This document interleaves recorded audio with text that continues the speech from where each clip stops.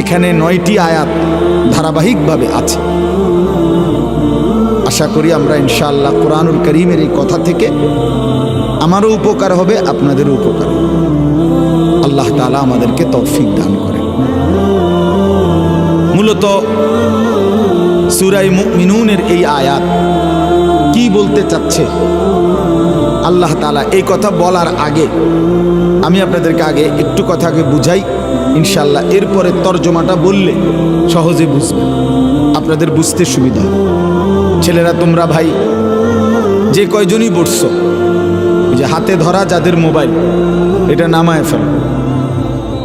আমার ভাই এই হাতে ধরা মোবাইল ধরে রাখেন, এটা নামাইয়া এমনি শুনেন, চেহারার দিকে তাকাইয়া শুনলে আমারও লাভ হবে, আপনাদেরও লাভ হবে। আল্লাহর কথা মনোযোগ দিয়ে শুনতে হবে।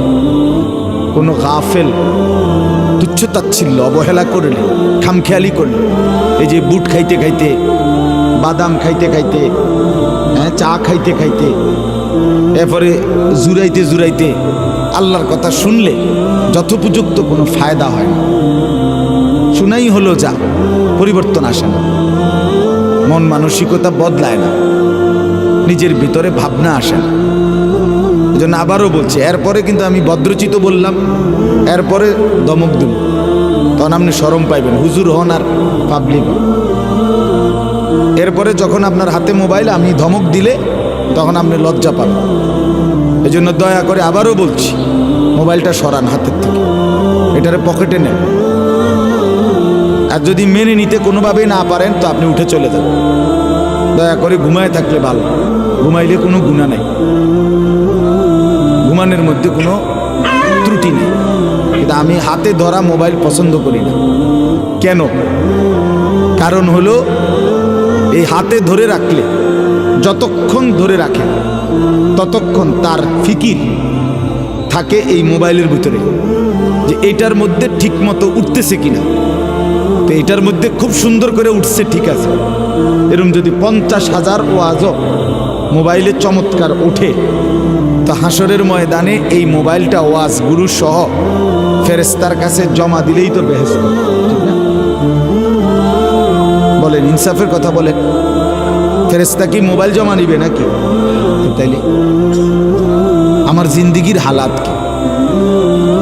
আমার পরিবর্তন কোথায়? আমার ভিতরের অবস্থার কোনো বদলাইলো কিনা, এটা দরকার। এজন্য যদি কেউ মনোযোগ দিয়ে শুনে, 3টা জিনিসে মানুষের খুব পরিবর্তন হয়, মনে রাখবে। 1 হলো চোখের নজর, 2 হলো হাতের স্পর্শ, 3 হলো অন্তরের হৃদয়ের ধড়পড়। অন্তরে আল্লাহর মহব্বত মারেফাতের আগুন জ্বলে।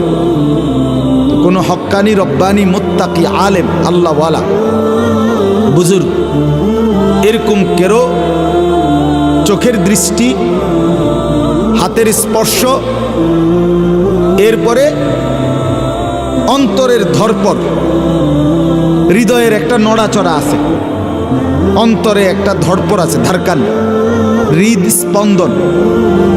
এইটা যখন চলতে থাকে, হার্টবিট, কোনো নেককার আল্লাহওয়ালা, কোনো মুত্তাকি ফরহেজগার বুজুর্গ আলেম, ওনার চোখের নজর যখন কারো উপরে পড়ে তার জিন্দিগি বদলায়। ওনার হাতের স্পর্শ মুছে দিছে, ছুঁয়ে দিছে, দোয়া করে দিছে,